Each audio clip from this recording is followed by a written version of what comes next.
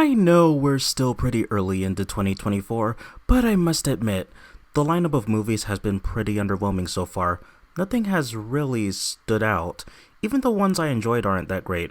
They're more like fun popcorn flicks. I saw Mean Girls, which was fun. I saw Argyle, which was fun. I saw Lisa Frankenstein, which was fun to make fun of. And I saw Madam Web, which just kinda exists. So I was waiting for a movie to truly wow me. And now it's here. The anticipated Dune Part 2 is finally out. Having loved Denis Villeneuve's other works, it was obvious that I was going to see this. I mean, how could I not?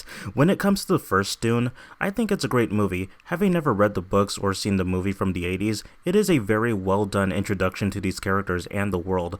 I didn't think it was the masterpiece many people were saying it was, though. Some scenes are a little too slow, and it definitely felt like it was mostly setting up the next part of the story, but I still think it is an epic experience, and I was really looking forward to the second part, which was supposed to come out in November, but got pushed back by a few months. But the anticipation didn't stop, and I'm glad it has finally come out, and I got to see it because Dune Part 2 is one of the best sci-fi movies I've ever seen. Watching this in IMAX is honestly the only possible way to get the true experience, as a lot of the movie revolves around the scale. This is such a massive movie in terms of its visual presence. Much like the first movie, it expertly brings the audience into this world. So many breathtaking shots create an immersive feeling, like when characters are looking in the distance or when we see large crowds of people. The sound design also helps as a support, adding intensity to a lot of scenes, as well as Hans Zimmer's incredible score. They really up the action this time around. We even get some of that at the beginning to get us hooked, and it has larger moments of that at various points, while also still having slow character building moments. Believability is always an important factor when it comes to fiction, to tell a story in a way that makes sense to the viewers, and the way it does it is very well done, where we get an idea of how they survive, and they do it by showing us what's happening rather than telling us. I mean, yeah, the dialogue moments are effective as well, but getting the idea across through visuals and facial acting from the characters is arguably more impactful. Side note, I imagine it's a pain in the ass to film in sand, not just because it's coarse and rough and irritating, but they also have to take into account the footprints being left by the actors as they are walking. That sounds stressful. And while the visuals are impressive, which is to be expected, the characters are also more fleshed out this time around. Paul Atreides is back and has taken on a more powerful, motivating leadership role, and when you see Timothée Chalamet acting in command, you really feel it. He's become a changed person on this journey that we followed him on. Like, there's a scene where he's riding a giant sandworm, and it's just the coolest thing. But I mean, Willy Wonka can do anything. We even have Zendaya, who has more of a presence this time around, and she's excellent as well.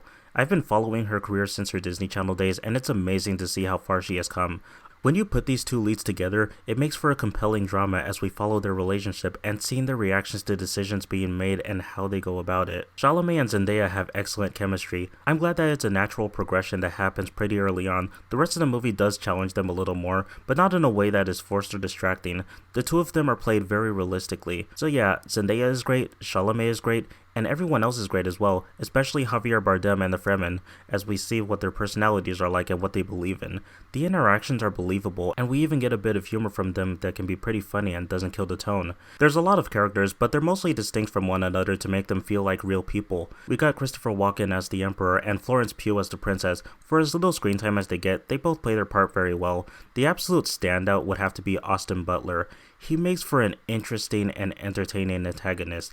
Every minute that he's on screen, he just owns it, giving the character a creepy vibe, showing that he isn't someone to be messed with. Between this and Elvis, it's easy to tell that Butler really commits to his roles, even if the Elvis movie is freaking terrible.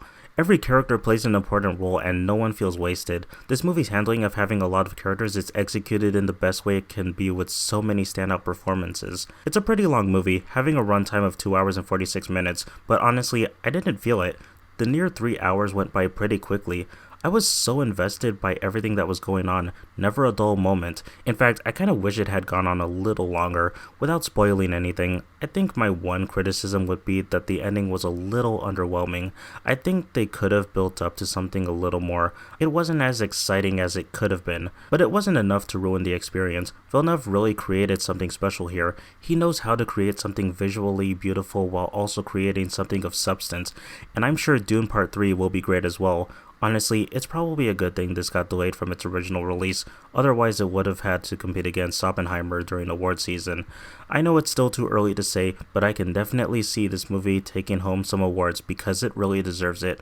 Like I said, Dune Part 2, in my opinion, is one of the best sci-fi movies, a great sequel that expands on the world and its characters, providing a truly mesmerizing flick. It's definitely worth watching in IMAX. It deserves all the praise it has been getting, and I'm sure it will make a lot of money. Another hit for Warner Bros.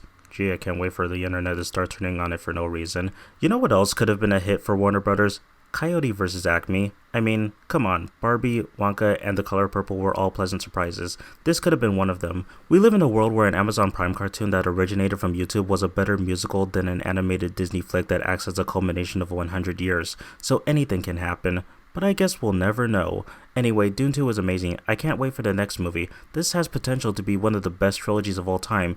Even if 2024 probably won't end with this still being my favorite of the year, it is certainly one that I will still consider one of the best.